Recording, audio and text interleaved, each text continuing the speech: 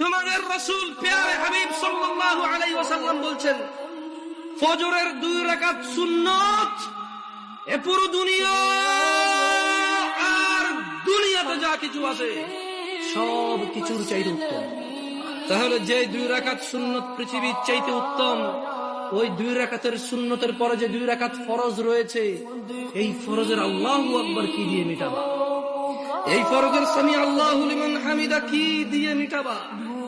কত টাকার মালিক হয়েছে তুমি নামাজের কাফারা দিবা?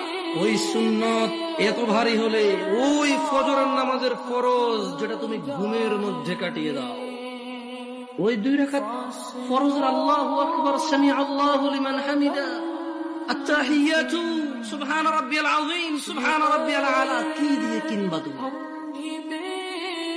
কয় টাকার মালিক হয়েছে যে 2 রাকাত সুন্নতে পুরো পৃথিবীর চাইতে উত্তম?